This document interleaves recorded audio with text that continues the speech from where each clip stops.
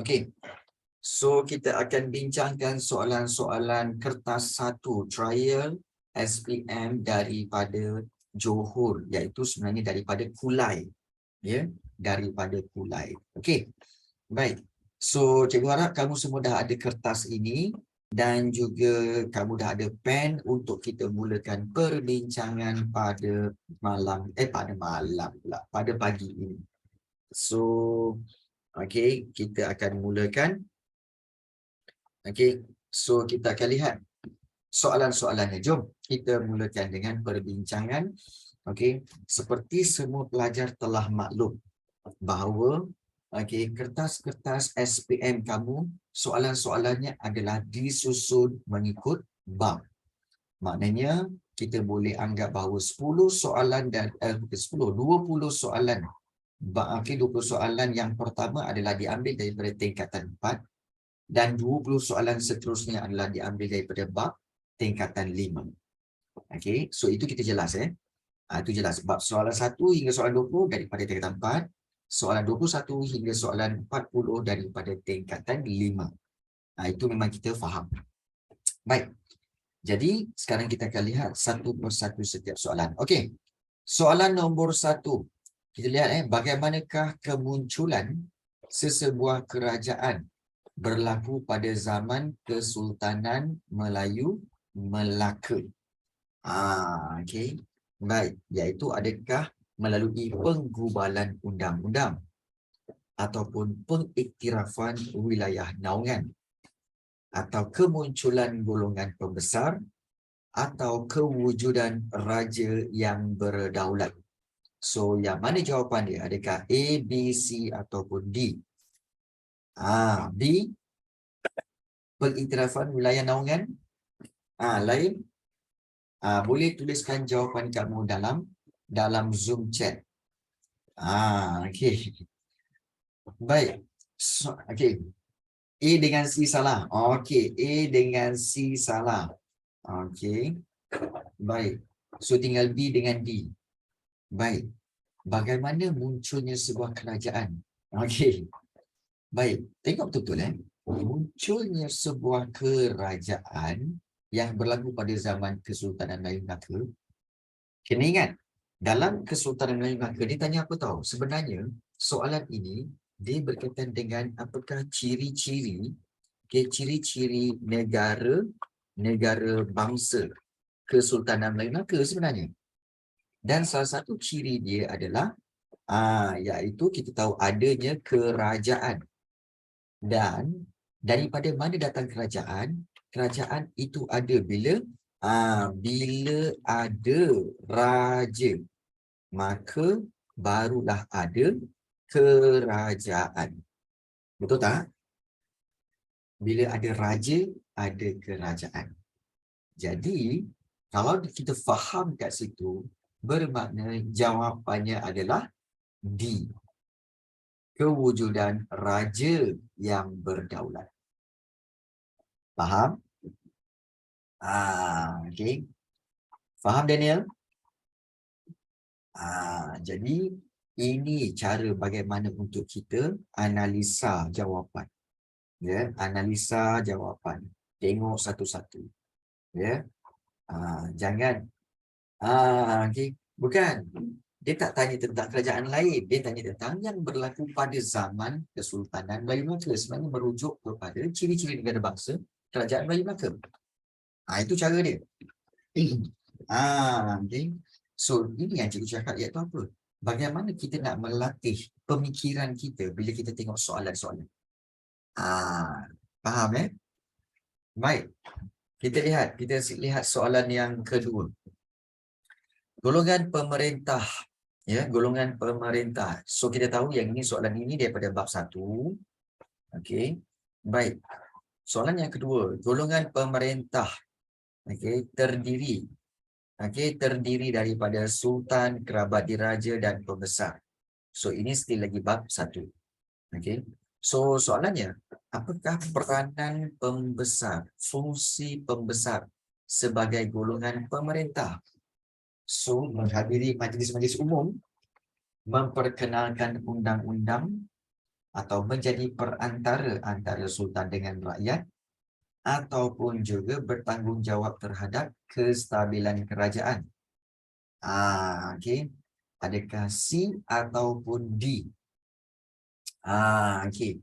Baik, jawapan yang lebih tepat. Tengok betul-betul okey, iaitu untuk menghadiri majlis-majlis umum itu rakyat. Itu rakyat. Ya, menghadiri majlis-majlis umum itu rakyat. Memperkenalkan undang-undang. Okey, kita tahu undang-undang pentadbiran semua berpunca daripada raja atau sultan. So, memperkenalkan undang-undang adalah raja. Ya, punca undang-undang adalah raja. Okey, menjadi perantara antara sultan dengan rakyat. Perantara maknanya middleman. So, antara sultan dengan rakyat, tengah-tengah siapa? Tengah-tengah ialah pembesar. Pembesar. Pembesar ni termasuk juga adalah bukan pembesar berempat. Ingat tak? Sistem pembesar empat lipatan. Sistem pembesar empat lipatan. Okey. Kita tahu bahawa pembesar-pembesar ini empat lipatan tu iaitu pembesar berempat, kemudian ada berlapan, okey, kemudian ada berenam-belas, ya, enam belas, dan juga satu lagi iaitu pembesar 32. Ya, 32. So, untuk pengetahuan kamu, okey, pembesar yang sampai ke 32 ni, 32 ni sebenarnya dah jadi ketua-ketua tempatan. 32 ni siapa? Penghulu, kemudian juga ketua kampung. Kat sini. Jadi, dia masih kategori pembesar. Kategori pembesar. Jadi, mereka semua ni apa? Mereka semua ni perantara antara sultan dengan rakyat. Jadi, sebab tu jawapannya adalah C. Faham? Okey. Faham? Ini cara bagaimana untuk kita analisa. Apa yang okey. Okey. Kenapa bukan B? Okey, yang memperkenalkan undang-undang adalah raja. Okey, bertanggungjawab terhadap kestabilan kerajaan. Kestabilan kerajaan sebenarnya jatuh kepada raja. Raja yang bertanggungjawab terhadap kestabilan kerajaan. Dia raja golongan pemerintah. Raja golongan pemerintah. Raja golongan pemerintah. Fahami soalan Daniel. Soalan kata peranan pembesar. Peranan pembesar. Bukan golongan pemerintah yang ditanya. Dia tanya peranan pembesar. Tengok soalan betul-betul. Tengok soalan betul-betul. Nampak tak? Cikgu nak elakkan korang daripada careless. Sebab itu tengok soalan betul-betul. Okay, jadi sebab itu jawapannya adalah C, menjadi perantara antara sultan dengan rakyat. Tengok soalan betul-betul. Dan apa yang cikgu bulatkan ni semua, underline semua, korang buat juga. Supaya korang tidak melakukan kesilapan dalam memilih jawapan. Okay. Baik. So, itu soalan yang kedua. Seterusnya. Okay, kita pergi kepada soalan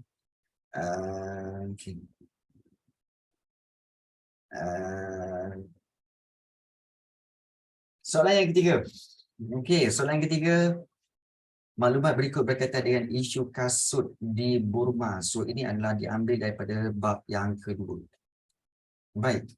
Nampak tak cikgu bulatkan isu kasut di Burma? Orang Inggeris memakai kasut semasa memasuki kuil Buddha di Burma. Apakah kesan isu tersebut? Okey, kita tahu ini adalah nasionalisme. Nasionalisme di Burma. Dan salah satu punca kenapa adanya nasionalisme ini di Burma iaitu tentang isu kasut. Di mana Persatuan Belia Buddha membantah orang Inggeris yang memakai kasut semasa memasuki kuil Buddha. Jadi itu telah membangkitkan semangat nasionalisme. Ya, itu jawapan. Nampak Itu memang soalan ni memang mudahlah, dia straightforward. Ya. Baik. Soalan yang keempat. Kita lihat di sini. Perkembangan nasionalisme dalam dan luar negara. So, ini masih lagi bab yang kedua.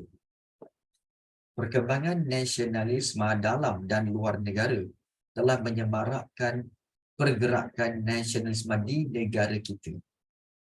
Apakah kesan perkembangan tersebut kepada perjuangan intelektual di negara kita? Adakah penentangan secara sulit? Adakah kepenubuhan persatuan-persatuan? Adakah kemunculan persaudaraan sejagat? Atau juga kewujudan perlembagaan di setiap negeri? Baik, kalau kita lihat di sini, kesan perkembangan kepada perjuangan intelektual di negara kita. Baik, so perjuangan intelektual, apa itu perjuangan intelektual ni cikgu? Baik, perjuangan intelektual ini adalah perjuangan secara apa? Secara bertulis, iaitu mereka tulis berjuang, menyuarakan bantahan, iaitu bantahan melalui akhbar.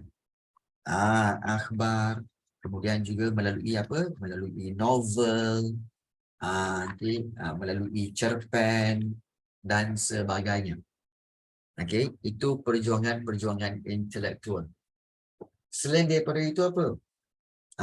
Selain daripada itu mereka juga banyak menubuhkan persatuan-persatuan.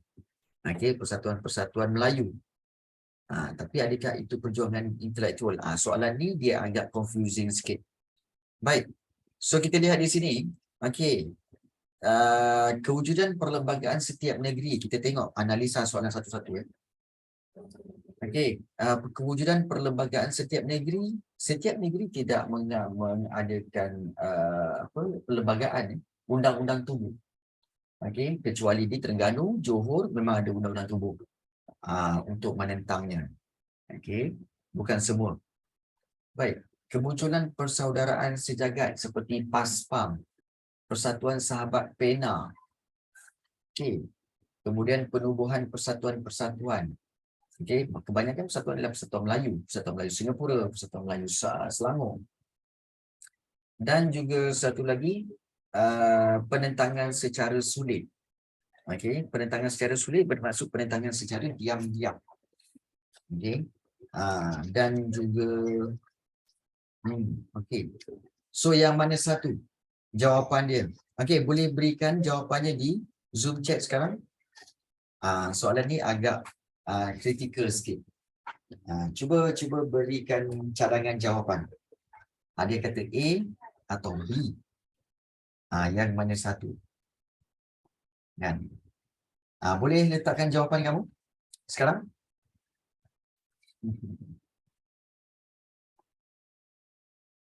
B untuk saya. Dan kata B. Faiz Imran kata B. B Tekining. Penubuhan persatuan-persatuan. Confirm? Confirm ke? Ayam di banyak yang confused ni. Ada yang kata C, kemunculan persaudaraan sejagat. Baik. Kalau begitu, tak apa. Kita sama-sama membantu. Jadi cikgu akan bantu kamu dengan cara kita lihat balik apa yang tertulis dalam dalam buku teks kamu, iaitu dalam sejarah tingkatan 4. Malangnya cikgu tahu ramai di kalangan kamu semua ni yang tak ada buku teks. Buku teks form 4 dah pulangkan balik cikgu. Cikgu tahu ramai yang kata dah pulangkan balik cikgu. So mana ada lagi dah buku teks form 4. Baik. So faham. Jadi tak apa. Sebenarnya kalau kita lihat untuk tentang tercetusnya perjuangan intelektual itu sebenarnya memang ada dalam bab yang kedua, iaitu berkait rapat dengan iaitu tentang perjuangan melalui peranan golongan intelektual, iaitu Kalau kita lihat di sini seperti ini. Jom cikgu tengok Baik. So kalau kita lihat di sini, okey, 2.7 perkembangan nasionalisme. Dan kalau kita lihat pengaruh luar rantau ini, okey, perkembangan nasionalisme, perjuangan golongan intelektual. Okey. So kalau kita lihat intelektual berpendidikan agama, intelektual berpendidikan Inggeris, munculnya golongan-golongan intelektual. Okey. Dan perjuangan melalui penulisan seperti akhbar dan majalah. Okey. Dan juga kalau kita lihat, ada tak dikatakan tentang persatuan? Okey. Kalau kita lihat perjuangan melalui persatuan. Okey, iaitu Persatuan Melayu Singapura, Persatuan Sahabat Penang. Okey. Dan juga Kesatuan Melayu Muda. Okey. Dan Persatuan Masyarakat Cina dan juga India. Okey. Yang digerakkan oleh golongan intelektual. Mereka persatuan. Ya. Jadi kita boleh anggap sebenarnya jawapan yang lebih tepat untuk soalan ini, okey, iaitu kalau kita lihat, iaitu penubuhan persatuan-persatuan.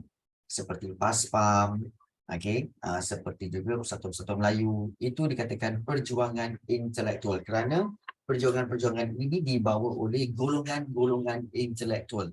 Maknanya golongan-golongan yang terpelajar. Mereka yang menubuhkan persatuan-persatuan tadi. Okey. Ya, lepas tu MIC dan UMNO. Ya, betul. Jadi, kita kata jawapannya adalah B. Itu jelas. Ya, itu jelas. Boleh faham semua? Perjuangan intelektual maknanya perjuangan secara sama ada secara bertulis dan juga satu lagi iaitu perjuangan secara daripada golongan-golongan intelektual. So, kalau kita boleh tambah kat sini, okey, daripada golongan intelektual, iaitu apa yang mereka buat, okey, iaitu mereka telah menulis, kita kata penulisan kreatif, okey, penulisan kreatif, dan satu lagi iaitu mereka juga telah menubuhkan persatuan. Menubuhkan persatuan. So, kita boleh ambil di situ bahawa itulah tentang soalan B. Ya, soalan B. Okey, boleh faham? Boleh faham nampak tak? Okey, cikgu harap ada kebaikan bila kita mengkaji soalan-soalan ini supaya kita jelas. Ya, jelas soalan daripada mana dan ini boleh kita jadikan bekalan untuk kita prepare bagi SPM nanti. Right. So, kita pergi kepada soalan yang kelima. Soalan 5. Okey. Faktor Perang Dunia Pertama. Faktor. So, ini adalah daripada bab yang ketiga. Baik. So, faktor Perang Dunia Pertama, perebutan kuasa, krisis rantau Balkan, Pakatan Ketenteraan dan juga pengumuman Pearl Harbor. Beri jawapan sekarang. Kalau salah, korang kena denda. Beri jawapan sekarang. Kalau salah, korang kena denda. Bagi sekarang. Baik. Okey, so ada yang kata ni, ada yang kata tu. Ada yang kata C, ada yang kata A. Baik. Mana? Danisha? Faiz? Okey. Kayla?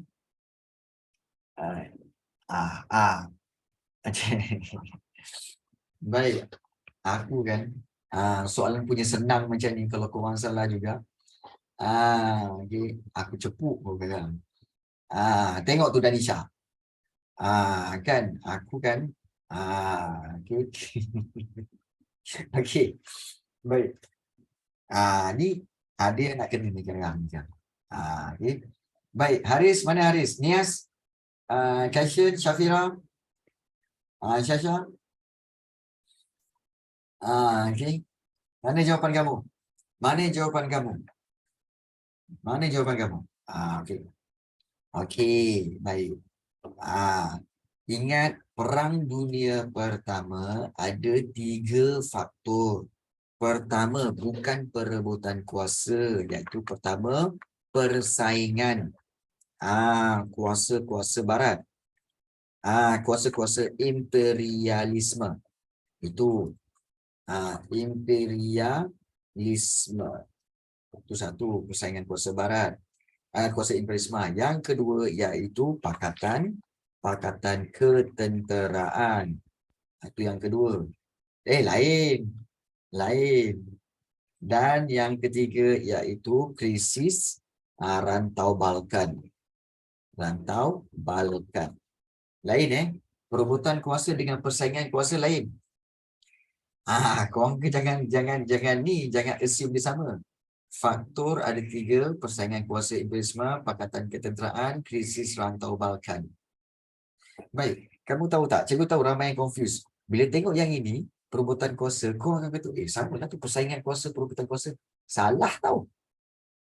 Perebutan kuasa ni sebenarnya merujuk kepada apabila rebut kuasa. Okey, iaitu contohnya seperti apa? Contoh seperti berebut kuasa, takhta kerajaan. Takhta kerajaan. Okey. So itu baru kata berebut kuasa, perebutan kuasa. Okey. Ingat berebut lain, bersaing lain. Persaingan itu berlumba-lumba. Ingat persaingan ni bermaksud berlumba-lumba. Persaingan berlumba-lumba. Perebutan kuasa maknanya ada satu kuasa yang direbuti oleh ramai pihak. Itu beza dia. Satu kuasa direbuti oleh berebut-rebut untuk dapat kuasa tu. Itu berebut kuasa. Persaingan kuasa lain. Persaingan kuasa ialah berlumba-lumba. Okey, untuk menjadi nombor satu. Itu persaingan kuasa imperialisme.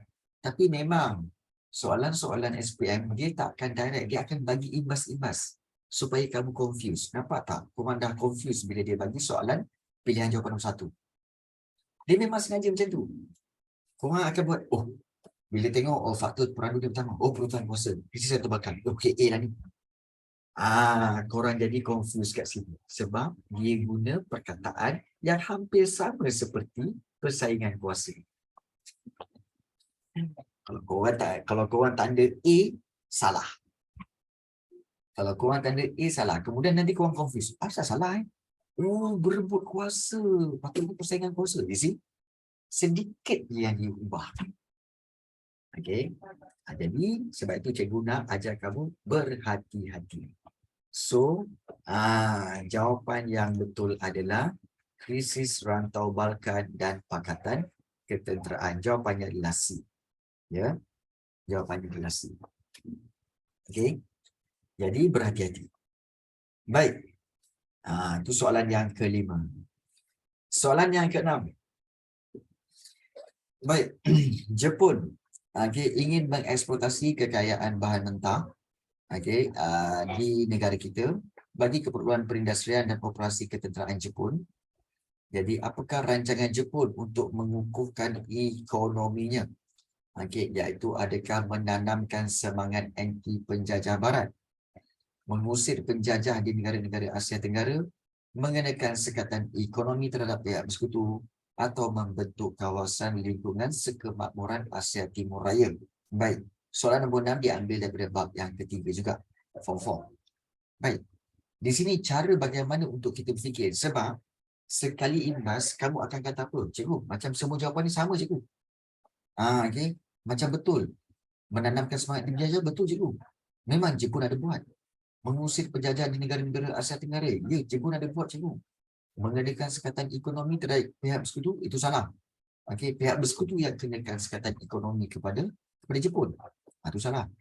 Membentuk kawasan lingkungan sekemakmuran Asia Timur Raya, betul cikgu. Jadi yang mana satu jawapannya? Tengok soalan balik.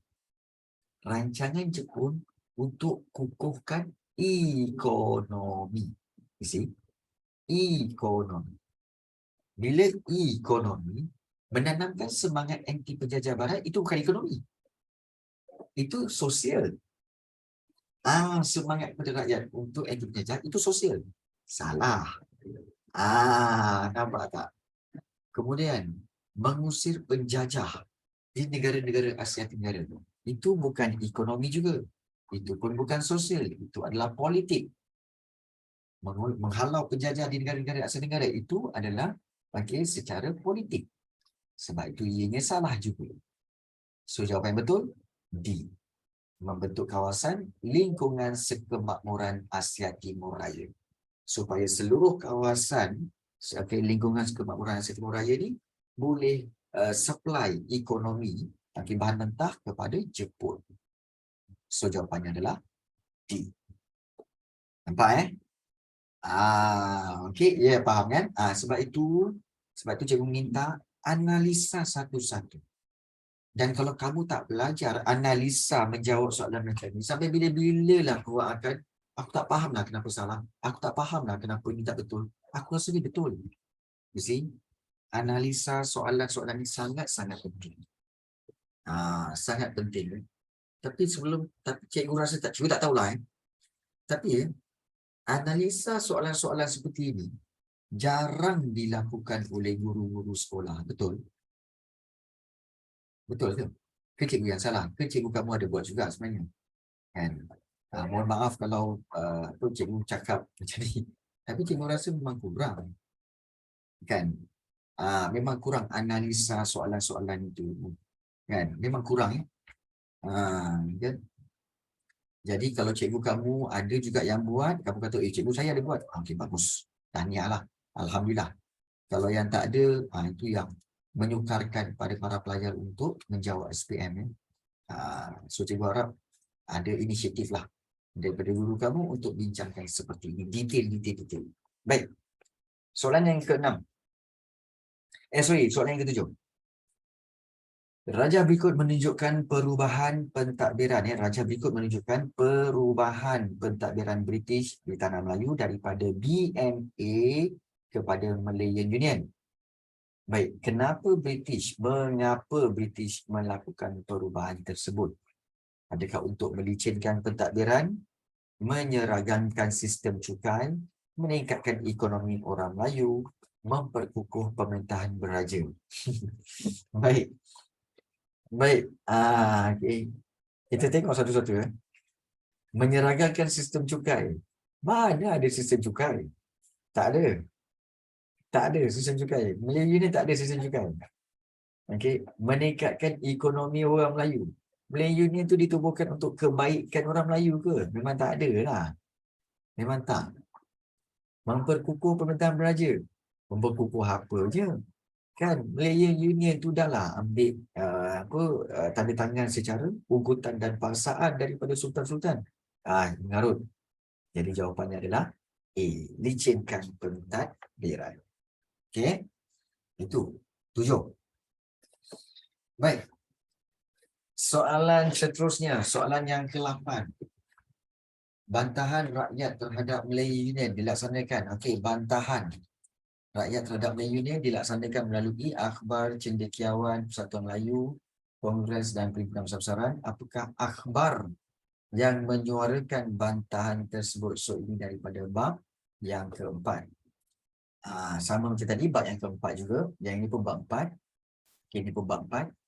So, akhbar yang menyuarakan bantahan. Warta Malaya, Utusan Melayu, The Malay Mail atau Fajar Sarawak. Okey, jawapannya. Akhbar yang menyuarakan bantahan tersebut. Okey. Kalau kita lihat, Utusan Melayu, The Malay Mail tak adalah. Tak ada. Okey. Dan Fajar Sarawak confirm tak ada. Sebab apa?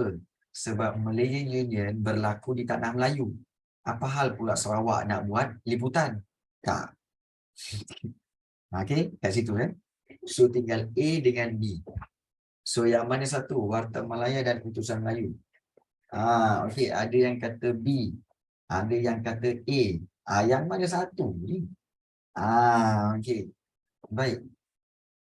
Okey, ada yang kata A dan B. Baik. Fakta-fakta seperti ini yang sebenarnya kamu kena make it clear. Make it clear tentang A dengan B ni. Yang mana satu ni, cikgu? Okey. Baik. Jika menurut kepada buku teks kamu, kalau kita lihat buku teks kamu daripada bab yang keempat, okey, kalau kita lihat antara okey, bantahan-bantahan yang telah dilakukan okey, terhadap Malayan Union, okey, mengadakan Kongres Melayu, bantahan-bantahan ini, bantahan Persatuan Melayu, cendekiawan, akhbar Melayu. Okey, kita tengok kan. Okey, iaitu kalau kita lihat di sini, macam mana nak ni? Okey, kita tengok. Utusan Melayu ada. Okey. Kemudian majlis pun ada. Okey, warta negara pun ada. Warta negara Jadi kalau kita lihat di sini, okey. So kita dapat lihat bahawa utusan Melayu, majlis dan juga warta negara. Ya, warta negara. Di sini pun kita dah dapat kesimpulan bahawa sebenarnya bukan warta Malaya, tapi warta negara. So utusan Melayu pun betul. Ya, utusan Melayu juga adalah betul. Mula dia. Tak ada. Okey. Baik, so jawapan sebenarnya adalah, kalau kita lihat jawapannya adalah warta Malaya memang tak ada. Jawapan yang betul adalah utusan Melayu. Ya, jawapannya adalah utusan Melayu. Baik. Ada yang argue, cikgu, yang Sarawak tu sepatutnya nama dia. Okey.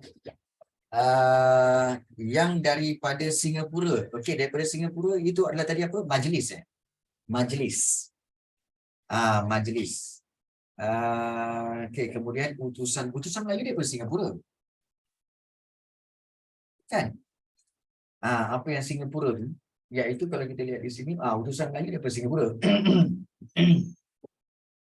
Utusan Melayu Singapura, Majlis Kuala Lumpur dan juga warta negara daripada Pulau Pinang. Okey. Dan kalau ada soalan menyatakan bahawa cikgu, Fajar Sarawak tu mana ada? Sepatutnya utusan Sarawak. Tak ada. Memang nama akhbar itu adalah Fajar Sarawak. Memang nama akhbar itu Fajar Sarawak. Jadi so jawapan yang betul bagi soalan nombor 8 ialah B, utusan Melayu. Ya, utusan Melayu. Okey, baik, bagus. Kita pergi kepada soalan yang ke-9. Pada 1 Februari 1948, bukan. Okay. Sebab di sini warta Malaya. Okey. Nampak tak? Dia orang main dengan pilihan jawapan. Nampak tak korang? Nampak tak Ini yang sebenarnya kita kata sebagai apa tahu? Soalan-soalan trik. Soalan yang pilihan jawapan yang trik. Di trik kamu. Bila kamu baca, warta Malaya. Rupa-rupanya jawapannya warta negara. Bukan warta Malaya. Super juga macam soalan tadi tau. Iaitu soalan tentang yang ini. Nampak tak? Dia trik kamu dengan perebutan kuasa. Kamu betul, ada kuasa. Okey, salah satu fakta persaingan kuasa. Nampak tak? Jadi ini soalan-soalan trik yang kamu kena hati-hati. Soalan objektif memang macam ni. Kena hati-hati. Dia trik kamu. Salah pilih jawapan, maka salah lah. Hilanglah markah. Padahal benda senang. Benda senang tapi soalan tu trik kamu. Ingat Baik. Soalan nombor 9. Baik. Kalau kita lihat di sini, okey, iaitu pada 1 Februari 1948, okey, Persekutuan Tanah Melayu telah pun ditubuhkan secara rasmi, okey, Persekutuan Melayu. So ini kita tahu ini bab 5. Okey, setelah Raja-Raja Melayu menandatangani perjanjian Persekutuan Tanah Melayu 1948. Apakah faktor penubuhan Persekutuan Tanah Melayu 1948? Okey, adakah sebab ketidakpuasan hati terhadap British, cadangan Raja-Raja Melayu dan UMNO, penentangan orang Melayu terhadap Melayu Union dan juga kegagalan British mentadbir Melayu Union? Jawapannya, sila tulis dalam Zoom chat A, B, C, D. Ya, sila tulis dalam Zoom chat A, B, C, D. Yang mana satu jawapan dia? Okey.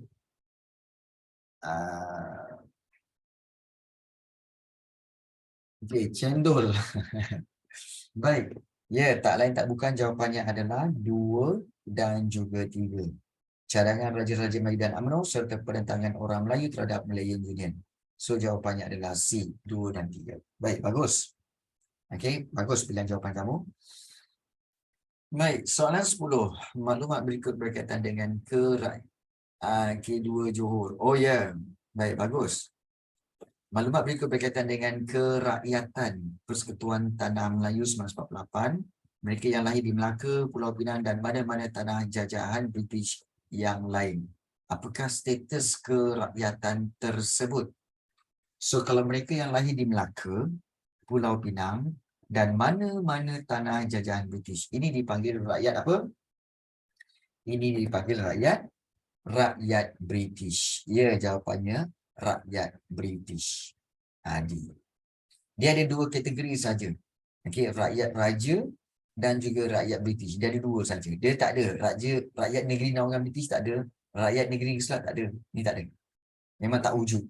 Yang wujud rakyat Raja Melayu atau rakyat British. So jawapan yang ini rakyat British. D. Ya. Baik.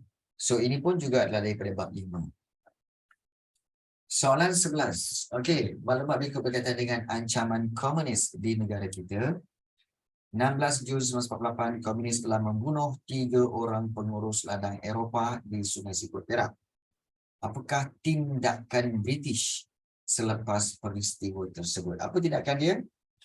Okey, mendesak komunis serah diri, memperkenalkan kad pengenalan, melumpuhkan ekonomi komunis dan juga mengisytiharkan undang-undang darurat.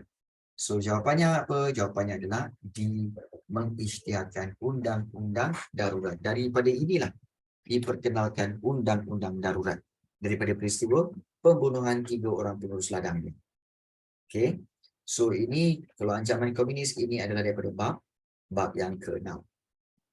Right. Kemudian soalan nombor 12. Okey, Min Yuan beroperasi pada sebelah malam dan bergerak dalam kalangan rakyat. Apakah tujuan PKM menubuhkan Min Yuan? Untuk membekalkan makanan dan wang, sebarkan ideologi komunis, meminjam kesatuan sekerja atau melatih kader-kader baru. Jawapannya, okey. Jawapannya adalah tak lain tak bukan, jawapannya adalah no. Jawapannya adalah okey, iaitu jawapannya iaitu A, membekalkan makanan dan wang. Ingat, menu inilah yang bekalkan makanan dan wang kepada PKM. Ya, membekalkannya kepada PKM. Dan oleh sebab itulah, British telah memperkenalkan rancangan BRICS. Supaya apa? Dengan cara apa? Dengan cara penubuhan kampung baru.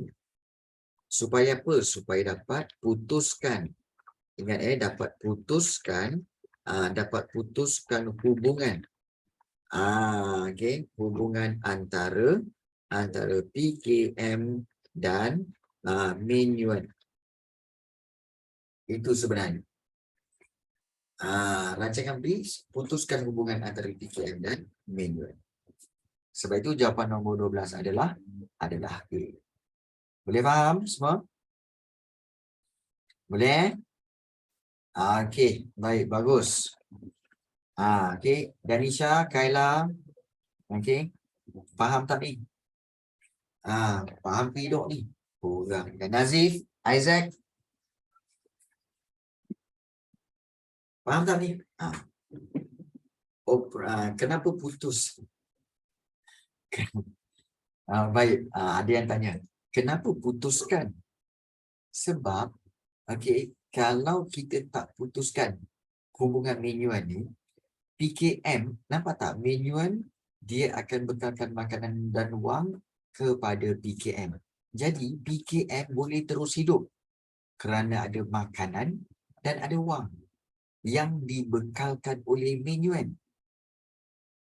Jadi, bila rancangan BRICS ini putuskan hubungan itu, Min Yuan ni dibuat kampung baru, so Min Yuan ini tak dapat nak contact PKM, tak dapat nak supply lagi makanan dan wang. Jadi what happened to PKM? Bukan. Bukan. So PKM ni, okay, ingat PKM tu apa? PKM tu adalah Parti Komunis Malaya.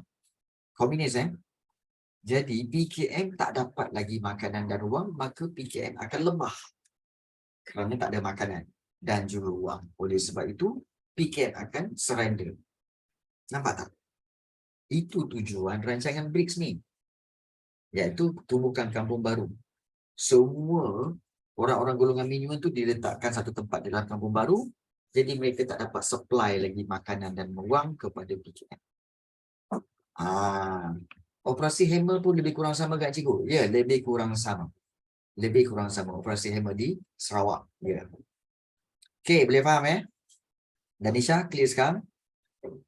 Clear right, good. Good. Bagus. Baik. Soalan 13. Okey, antara berikut yang manakah peranan sistem ahli? Okey, ini adalah diambil daripada bab yang ke-7. Ya, bab 7. Okey, peranan sistem ahli. Peranan ialah fungsi sistem ahli, melatih orang tempatan untuk bekerajaan sendiri, meningkatkan keseimbangan pembangunan dan sosioekonomi negara, mencadangkan sistem pendidikan seragam, memberi peredaran pada pelajar, penduduk untuk belajar mentadbir. Memang jelas, okey, jawapannya adalah melatih orang tempatan dan memberi pendedahan untuk belajar mentadbir. So jawapannya adalah B, 1 dan 4. Ingat, sistem ahli, kata kunci dia adalah melatih orang tempatan. Untuk apa? Belajar mentadbir. So, ingat kata kunci itu. Ya. Baik, 13 adalah B dan 14. Okey, kalau kita lihat 14, berikut adalah logo Parti Perikatan. Iaitu gambar kapal layar ni. Jadi, apakah maksud logo tersebut? Maksud dia, adakah mengemudi rakyat ke arah kemajuan, kesediaan menempuh cabaran, atau perjuangan bersifat sederhana dan persiapan ke arah berkerajaan sendiri? Jawapannya, iaitu kita tahu bahawa, jawapannya adalah B, kesediaan, bersedia menempuh cabaran. Maknanya kapal layar itu sebagai satu simbolik kepada mereka dah prepare, dah bersedia untuk menangani sebarang cabaran. Jadi jawapan dia adalah B.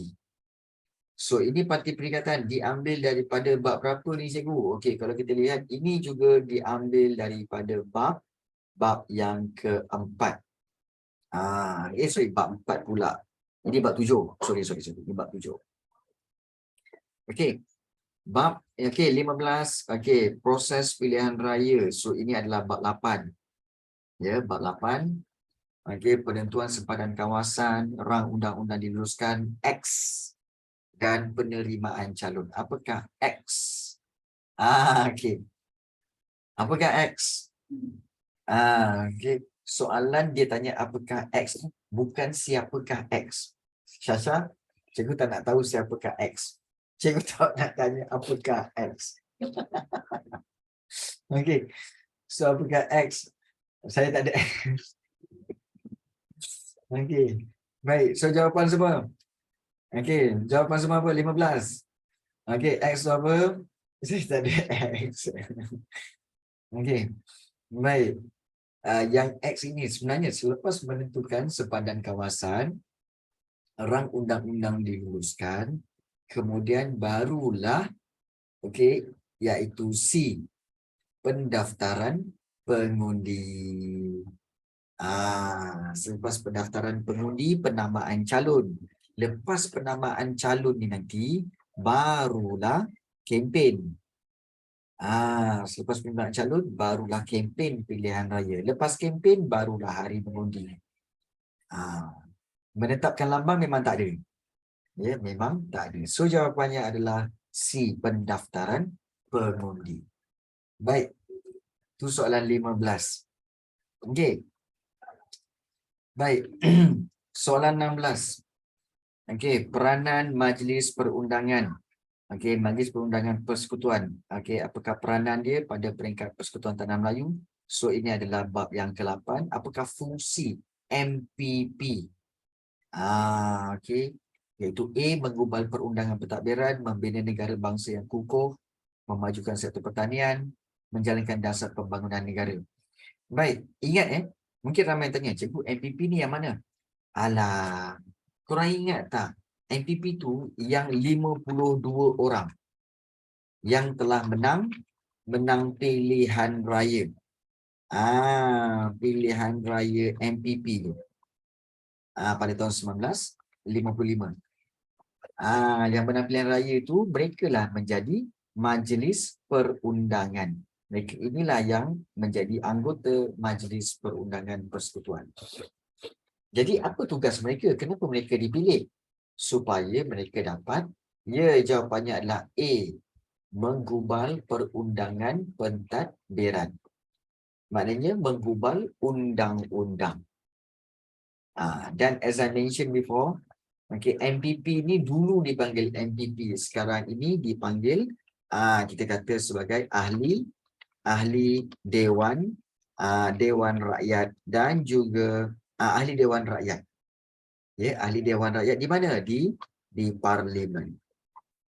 Itu sekarang. Dulu dipanggil MPP. Ahli Majlis Perundangan Persekutuan. So, apa tugas ahli Dewan Rakyat? Sama juga, iaitu menggubal undang-undang pentadbiran. Okey. So 16 adalah A. 17. Kalau kita lihat di sini 17, tugas Suruhanjaya Perlembagaan adalah untuk membincangkan, menyusun dan merangka perlembagaan antara yang berikut. Yang manakah merupakan terma rujukan Suruhanjaya Perlembagaan Persekutuan Tanah Melayu. Ingat.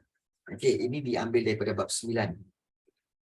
Tugas Suruhanjaya Perlembagaan, Suruhanjaya Perlembagaan juga dikenali sebagai Suruhanjaya Red.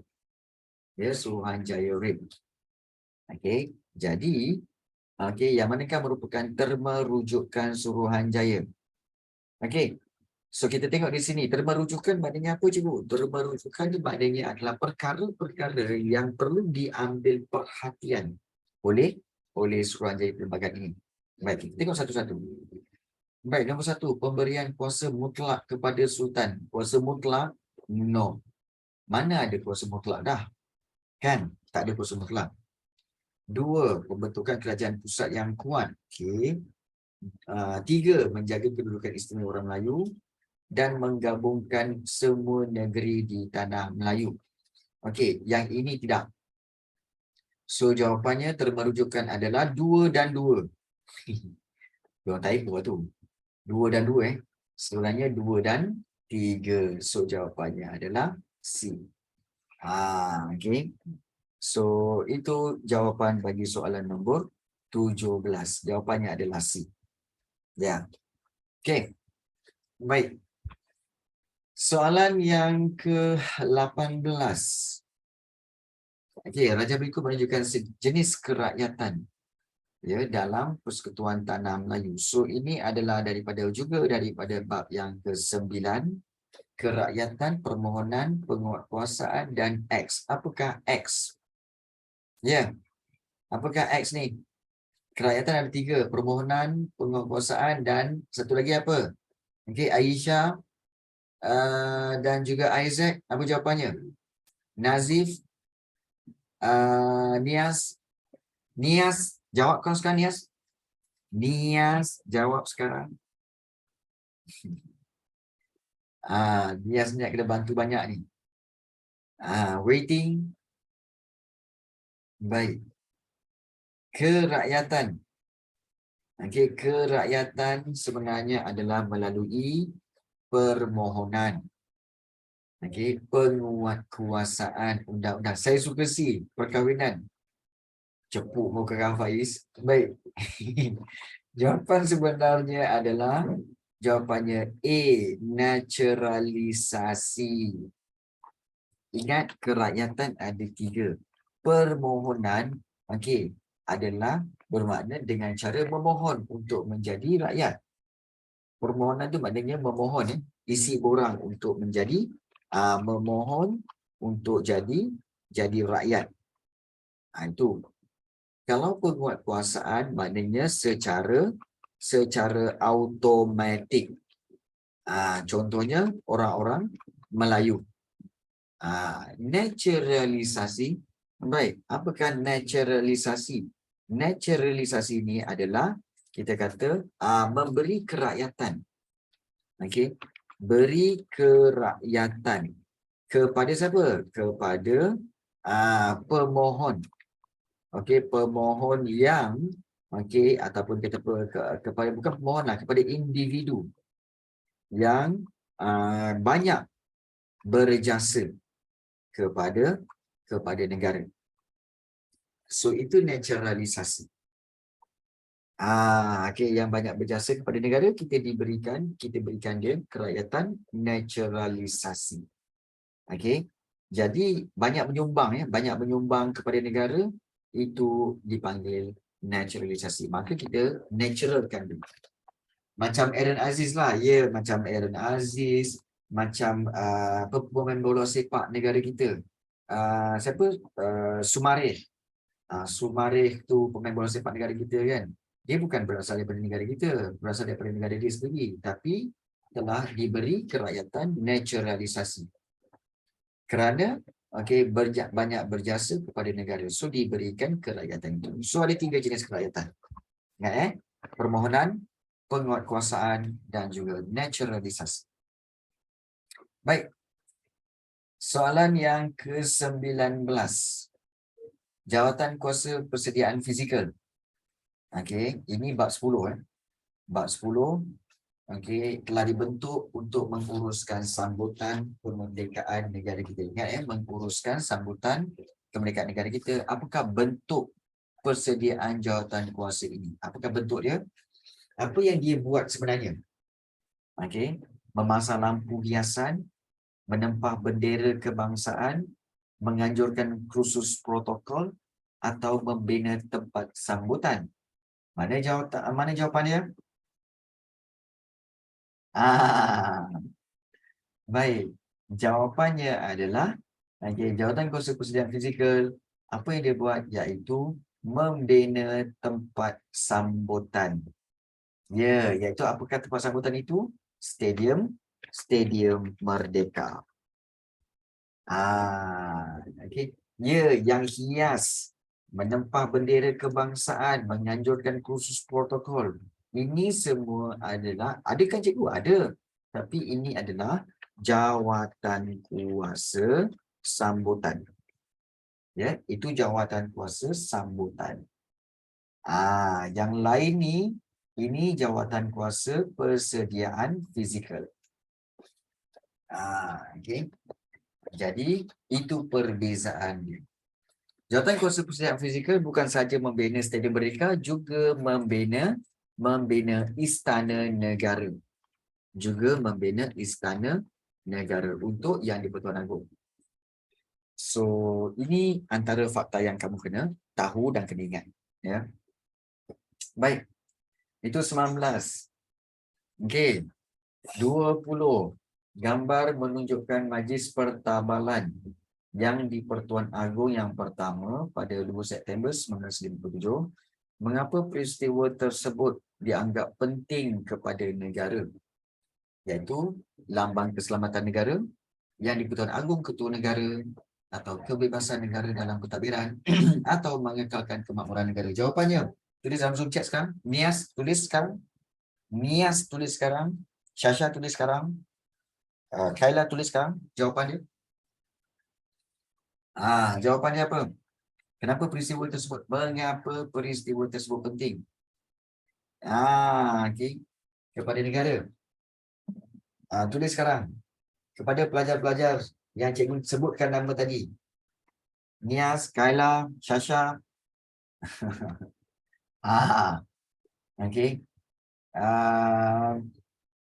Haris. Syafira. Apa jawapan dia? Come on. Mana?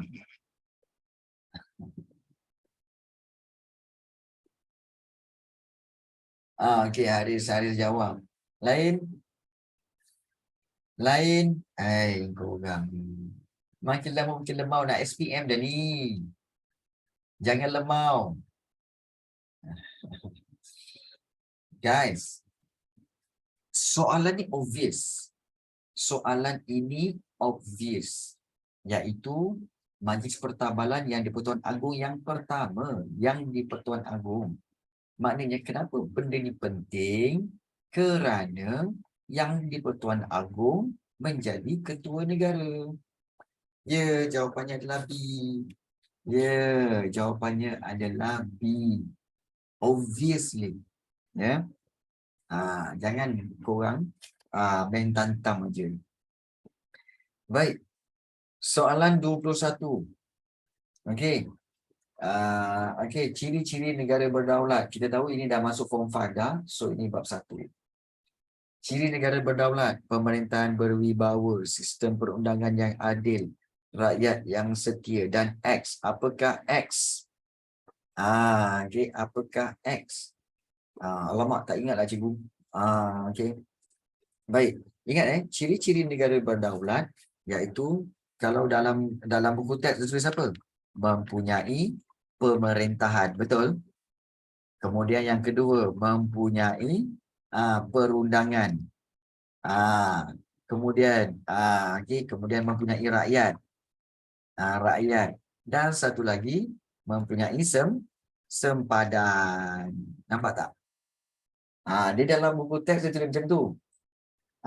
Tapi sebenarnya bila tengok jawapan kat sini, nampak tak dia trick kamu dengan dia ubah ayat. Pemerintahan berwibawa, sistem perundangan yang adil, rakyat yang setia, dan X apa? A, sempadan negara yang diiktiraf. Nampak tak di situ? Dia trick. Sebab itu, bila kamu tengok, susahnya jawapan ni, ambil dari mana? Sebab apa yang kamu tengok di buku teks tak sama dengan apa yang ditulis di sini. Padahal bendanya sama. Bendanya sama. Ya. Jadi sebab itu, kamu kena berhati-hati soalan objektif ni. Kalau tidak, hilang markah sesi macam tu je. Okey. So, 21 adalah A. 22. Okey, maklumat berikut berkaitan dengan sistem kabinet negara kita. Okey, jemaah menteri dan kementerian. Bagaimanakah perkara tersebut penting bagi mewujudkan negara yang berdaulat? Still lagi bab 1. Okey, iaitu memastikan kemakmuran ekonomi, memupuk keperpaduan, menjamin keberkesanan pentadbiran atau meningkatkan imej negara. Baik, jawapannya. Dengan adanya jemaah menteri, dengan adanya kementerian, akan apa? Apa tugas diorang ini? Tugas diorang ini iaitu supaya pentadbiran berjalan lancar dan segala yang dirancang akan menjadi berkesan. So, jawapannya adalah C. Menjamin keberkesanan pentadbiran. Baik. Sebab jemaah menteri dan kementerian yang akan buat kerja. Yang akan buat kerja. So, fahami betul-betul kat situ. Baik, 23. Mengapakah Perjanjian Persekutuan Melayu 1948 dianggap penting dalam perkembangan perlembagaan negara? So, ini adalah bab 2 sejarah form 5. Mengapa Perjanjian Persekutuan Melayu dianggap penting dalam perkembangan perlembagaan negara? Sebab, iaitu apa? Rakyat menyuarakan pandangan. Parlimen diberikan kuasa perundangan. No, tidak. Belum ada parlimen lagi pada waktu itu. Rakyat suarakan pandangan. No, tidak juga. Majlis Raja-Raja Melayu bersidang. Dan pembentukan sebuah persekutuan. Dua ni macam betul je, cikgu. Dua macam betul dua-dua tu. Tapi tengok balik soalan tu. Mengapa Perjanjian Persekutuan Melayu dianggap penting dalam perkembangan perlembagaan negara? Mengapa penting dalam perlembagaan negara? Ya, tapi kaitan dengan perlembagaan. Bila kaitan dengan perlembagaan, maknanya dalam perlembagaan menyebut bahawa tanah Melayu adalah sebuah negara persekutuan. Okey, sebuah negara persekutuan. Jadi, so yang berkaitan perlembagaan negara ialah D. Dan apakah Majlis Raja-Raja Melayu bersidang, cikgu? Majlis Raja-Raja Melayu bersidang adalah untuk berkaitan apa? Berkaitan dengan hal-hal adat istiadat Melayu dan agama Islam. Dia tak ada cerita tentang, tak ada kena-mengena dengan perkembangan perlembagaan. Tak ada. Raja-Raja Melayu bersidang bukan untuk perlembagaan, tapi untuk hal ehwal adat istiadat Melayu dan juga agama Islam. Kita faham tu? So jawapannya adalah di nampak Baik. Kemudian kita lihat soalan 24. Pasangan manakah yang menunjukkan ciri perlembagaan persekutuan yang tepat? Ini still lagi bab 2. Ciri, kita tahu ciri ada 2, ciri tradisional dan juga ciri moden. Okey, ciri tradisional dan ciri moden, mana satukah yang betul? Baik, tengok satu-satu. Pemerintahan beraja, okey, ini betul. Ciri moden agama Islam, salah. Kat sini salah. Sini betul. Ciri tradisional agama Islam, betul. Ciri moden kewarganegaraan, ini betul. Ini bahasa Melayu betul. Keistimewaan Melayu, ciri moden, salah. Okey, kerajaan persekutuan, ciri tradisional kerajaan persekutuan, salah. Ciri moden pilihan raya itu memang ada. So jawapannya adalah B. Agama Islam dan kewarganegaraan. Okey. 25. Kenyataan berikut berkaitan dengan Majlis Raja-Raja semasa Persekutuan Tanah Melayu 1948. Majlis Raja-Raja dalam 1948 menjadi institusi yang dilengkapi dengan kuasa dan sekretariat sesuai dengan kedudukan dan peranannya. Mengapa pernyataan tersebut dianggap istimewa untuk Raja-Raja Melayu? So ini diambil daripada bab 3. Okey, bab 3. Baik. Istimewa untuk Raja-Raja Melayu kerana penyertaan yang dipertua negeri. Pesuruhjaya British sebagai pengerusi, pelibatan pegawai kanan British sebagai ahli, pengendalian sepenuhnya oleh Raja-Raja Melayu. Okey, Majlis Raja-Raja. Tengok dalam Persekutuan Tanah Melayu 1948. Tengok tahun 1948. 1948. Menjadi institusi yang dilengkapi dengan kuasa dan sekretariat sesuai dengan kedudukan dan peranannya. Apa yang istimewanya? This is the time where pengendalian sepenuhnya oleh Raja-Raja Melayu. Itu yang istimewanya. Kalau pelibatan pegawai kanan British sebagai ahli, itu tak istimewa. Sebab semasa zaman Malaya Union tu pun dah pegawai kanan British. Itu tak istimewa. Apa yang dianggap istimewa? Iaitu pengendalian sepenuhnya oleh Raja-Raja Melayu. Itu maksud istimewa. Ya. Jadi 25 adalah D. 26. Okey. Maklumat berikut berkaitan dengan pentadbiran negara kita. 26. Konflik berlaku antara badan perundangan dengan badan eksekutif berkaitan dengan undang-undang. Badan perundangan dengan badan eksekutif. Bagaimana konflik tersebut dapat diselesaikan? Baik antara badan perundangan dan badan eksekutif berkaitan dengan undang, iaitu akan dijangka melalui badan kehakiman ke, dibahaskan di Dewan Rakyat ke, atau menerusi pilihan raya umum, atau dibawa mesyuarat ke Parlimen. Ini daripada bab yang keempat. Bab yang keempat. Jadi kalau kita lihat di sini, bab 4 ke? Bab 3. Bab 3 badan eksekutif ni. Sorry. Bab 3. Bab 4 pun ya juga. Tak apalah. Baik, konflik berlaku antara badan perundangan dengan badan eksekutif. Baik. Bagaimana konflik tersebut dapat diselesaikan? Okey, badan eksekutif adalah terdiri daripada menteri dan kementerian. Jemaah menteri Jemaah menteri dan juga kementerian. Badan perundangan adalah berkait rapat dengan siapa? Iaitu dengan berkait rapat dengan Parlimen. Jadi kalau ada konflik berlaku antara Parlimen dengan Jemaah Menteri, bagaimana konflik tersebut dapat diselesaikan? Iaitu melalui badan kehakiman. Iaitu badan kehakiman yang mana satu cikgu? Iaitu yang mahkamah-mahkamah. Seperti Mahkamah Tinggi, Mahkamah Persekutuan dan sebagainya. Jadi konflik akan diselesaikan melalui badan kehakiman. Ya, badan lawan badan, badan handle. Okey. Sebab apa? Kalau katakan, okey, menteri lawan parlimen. Okey, lawan perlembagaan parlimen yang parlimen buat. Okey, aku semua lawan kan. So, siapa yang akan putuskan siapa betul siapa salah? Mahkamah lah. Mahkamah tu siapa? Badan kehakiman. Jadi 26 jawapannya adalah A. Itu cara dia. 27. Okey. Antara berikut perkara manakah yang terletak di bawah bidang kuasa dalam senarai bersama?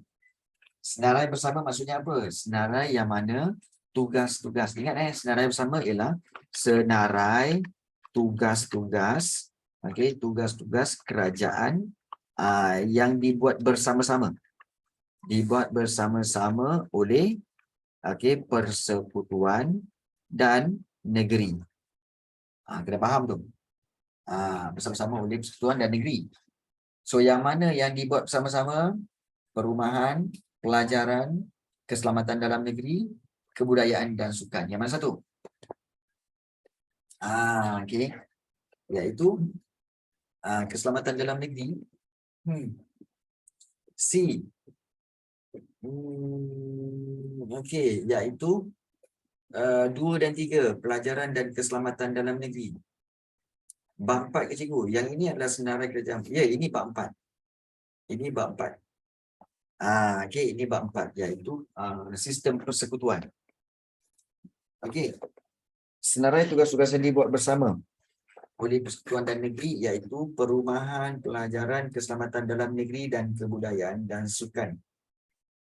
So pula ada yang kata A, ada yang kata C, ada yang kata D. Yang mana satu ni? Ada yang kata A, B. A, B, C. Faiz, A, B, C, D kau je, menjot je kau. Okey. B cikgu. Cuba bagi form sikit. Okay, A ke B ke C ke D. Suka hati je kau orang ni. Baik. So, kalau kita lihat, mungkin tak apa. Cikgu akan tunjukkan kepada kamu perumahan dengan kebudayaan dan sukan. Ada yang kata B. Jadi yang mana satu sebenarnya? Ni bab saya sudah lupa. Kan? Boleh tahan juga lawak kau ni ya. Okay, baik. Sebenarnya kalau kita lihat di sini, iaitu kalau kita lihat bab yang ini soalan sebenarnya diambil daripada bab 4. Ini soalan diambil daripada bab yang keempat. Dan kalau kamu tengok tentang bab 4 itu, kalau kamu tengok bab 4 tu, sengaja cikgu buka ni, so di manakah adanya senarai-senarai kerajaan persekutuan dengan kerajaan negeri semua kan? Senarai bersama yang dikatakan sebagai senarai bersama, iaitu senarai bersama itu terletak di kat mana pula? Senarai bersama itu terletak di sini. Senarai bersama. Iaitu kalau kita lihat senarai bersama adalah kebajikan awam, biasiswa, perlindungan haiwan di hadapan negara, perancangan bandar dan luar bandar, kesihatan awam, kebersihan, kebudayaan dan sukan serta perumahan. Nampak tak dua yang last ni? Kebudayaan dan sukan serta perumahan. Jadi jawapan yang tepat untuk soalan 27 ini adalah kebudayaan dan sukan. Bila masa jawab pada A? Kebudayaan dan sukan serta juga perumahan. Tak. Ingat ramai yang anggap di sini kalau kita lihat trip. Kita akan fikir, pelajaran pun adalah sebab beasiswa. Beasiswa. Kan beasiswa berkaitan pelajaran. Okey, ramai yang akan anggap begitu. Baik, sebenarnya tidak. Pelajaran ni merujuk kepada Kementerian Pelajaran. Silibus-silibus yang dibuat. Itu pelajaran. Beasiswa ini adalah bantuan keuangan. Bantuan keuangan. So, dia merujuk kepada keuangan. Dia merujuk kepada keuangan. Okay.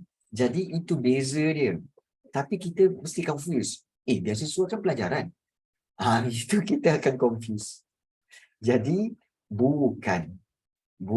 Bukan. Nombor 2, bukan.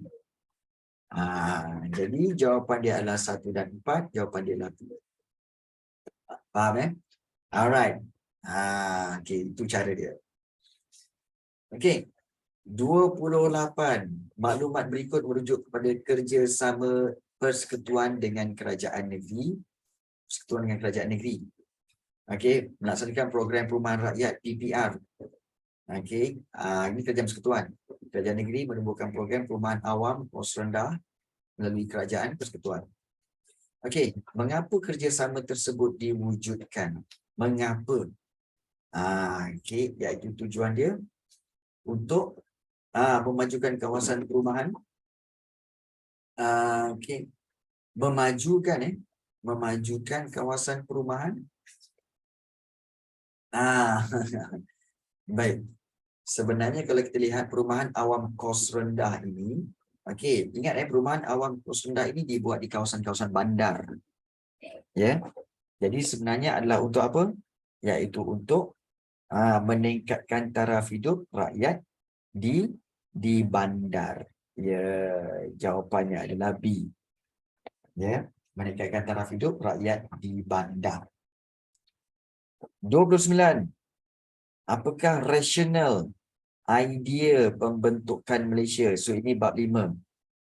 Okey, kemajuan ekonomi kepada pihak British, melahirkan tokoh tempatan, keselamatan dari ancaman komunis dan negara yang setaraf dengan dunia luar. Baik, sebenarnya nak bentuk Malaysia sebab apa? Rasional tu maksudnya kenapa wajar? Kenapa wajar? Apa yang cuba nak dibuat dengan pembentukan Malaysia ni? Sebenarnya kemajuan ekonomi kepada pihak British? Tidak. Melahirkan tokoh tempatan? Tidak. Okey, negara yang setara dengan dunia luar pun tidak. Jawapannya adalah C. Keselamatan dari ancaman komunis. So, bila digabungkan Malaysia, maka dapatlah. Okey. Ya, jawapannya adalah C. Ingat tak sebab-sebab pembentukan Malaysia? Okey. Iaitu antaranya untuk apa? Untuk mengelak ancaman komunis yang berlaku di Sabah dan juga Sarawak. Kan? Ya, faktor keselamatan. Ya, betul. Faktor keselamatan. Ya. Dan 30. Okey, soalan terakhir yang kita dapat bincang pada hari ini. JSKM, Jawatan Kuasa Setiakawan Malaysia, dibentuk pada tahun 1961. Lain luar daripada dulu. Kalau di manusia tak jumpa lagi makhluk lain luar dia. Suka tingkau je Faiz. Okey, JSKM dibentuk pada tahun 1961. Apakah matlamat pembentukan jawatan kuasa tersebut? Ingat, Jawatan Kuasa Setiakawan Malaysia. Okey, adalah untuk apa? Menjadikan rangka perlembagaan Persekutuan Malaysia? No. Okey, rangka tu yang salah. Mengumpul pandangan tentang pembentukan Malaysia atau mencadangkan kuasa autonomi kepada Sabah dan Sarawak. Okey, dan mengekalkan kuasa imigresen kepada Sabah dan Sarawak. So, yang mana satu jawapan dia? Adakah B, C atau D? Okey. Baik. So, jawapannya. Okey. Jawapannya, Jawatan Kuasa Setiakawan Malaysia ni sebenarnya tugas dia adalah untuk mengumpul. Mengumpul pandangan. Okey, tentang pembentukan Malaysia. Okey. Sebab kawan, ya betul. Mengekalkan kuasa imigresen, mencadangkan kuasa autonomi, itu adalah jawatan kuasa antara kerajaan, JAK. Ini jawatan kuasa Setiausahaan Malaysia. Beza. Ya. Baik. So 30 adalah B. Ini diambil daripada bab yang kelima juga. Jawatan kuasa Setiausahaan Malaysia. Okey. Baik. Untuk soalan 31 dan sehingga ke 30 sehingga ke 40 kita akan bincangkan pada insya-Allah pada hari seterusnya, iaitu hari Isnin. Dan juga cikgu akan bincangkan latihan-latihan yang kamu perlu hantar dalam grup Telegram. So please, kepada yang belum hantar, sila hantar.